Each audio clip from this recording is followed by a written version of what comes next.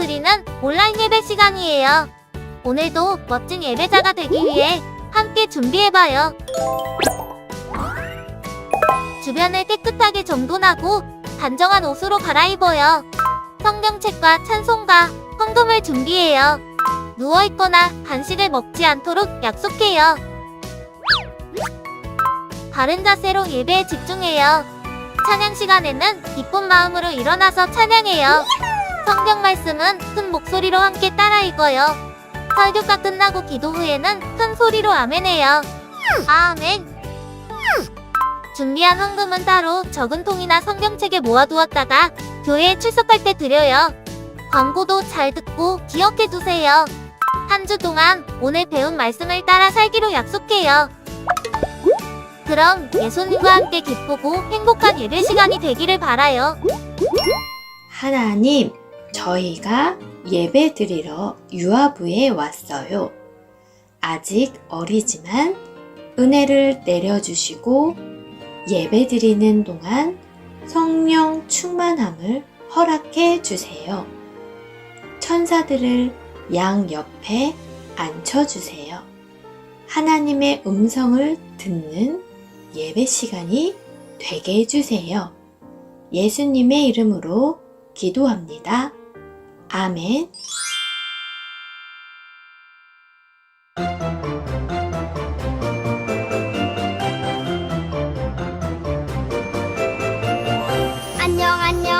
안녕 친구들.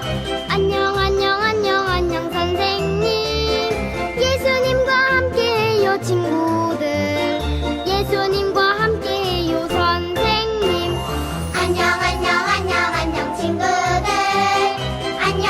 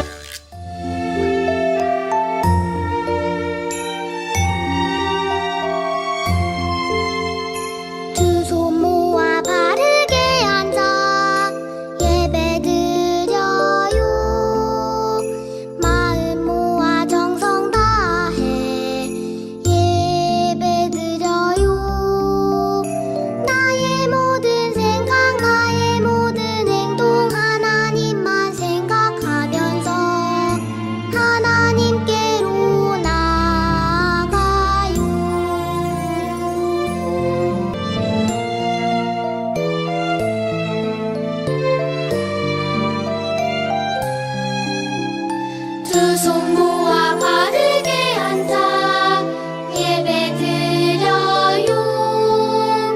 마음 모아 정성 다해 예배 드려요. 나의 모든 생각 나의 모든 행동 하나님만 생각하면서 하나님께로 나아가요.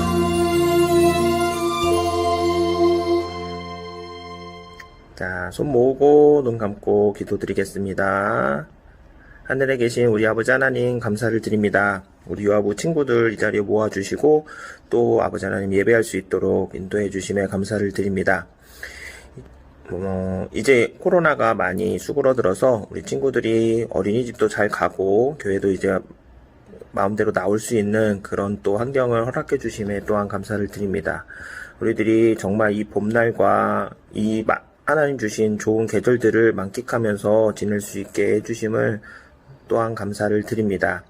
이 자리에 오지 못한 친구들도 아버지 하나님 기억해 주시고 그 친구들마저도 우리 같이 예배드리면서 아버지 하나님을 찬양하고 함께 예배드리는 날이 속히 올 수 있도록 아버지 인도해 주세요.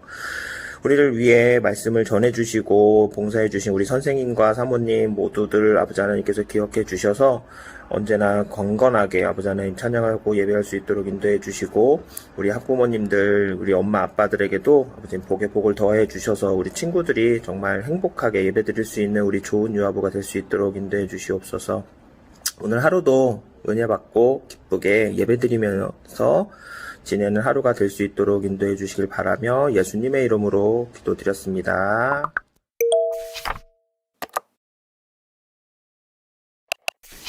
오늘 우리에게 주신 하나님의 말씀은 사도행전 25장 12절의 말씀입니다. 베스도가 배석자들과 상의하고 이르되 내가 가이사에게 상소하였으니 가이사에게 갈 것이라 하니라. 아멘.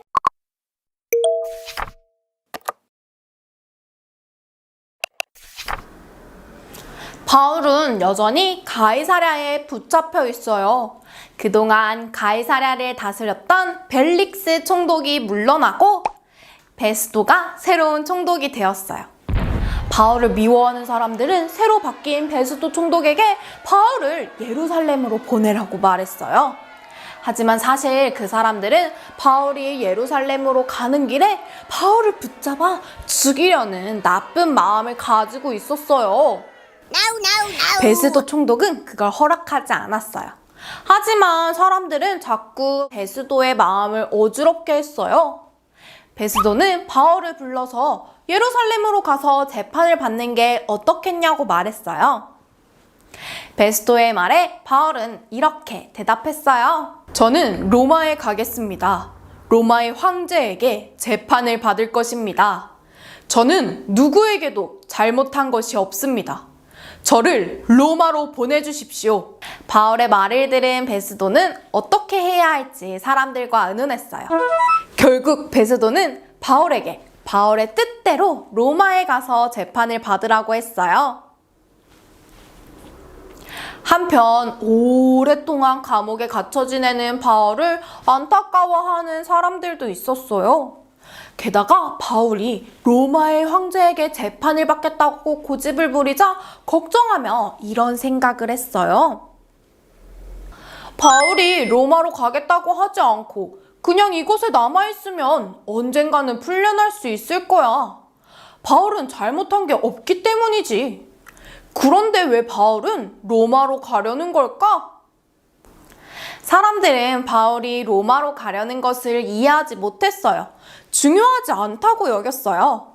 오히려 바울이 지금 이곳에 머물러 있는 것이 더 중요한 일이라고 생각했던 거예요. 그러나 바울은 무엇보다 로마로 가는 것을 중요하게 생각했어요. 왜냐하면 하나님의 뜻을 알았기 때문이지요. 결국 바울은 황제에게 재판을 받기 위해 로마로 떠나게 되었어요. 여러분, 여기 씨앗 그림이 보이죠? 우리가 볼 때 씨앗은 아주 작아요. 그러나 이 씨앗이 자라면 어떻게 될까요? 이렇게 엄청 큰 나무가 되어 하나님의 일도 이 씨앗과 같아요.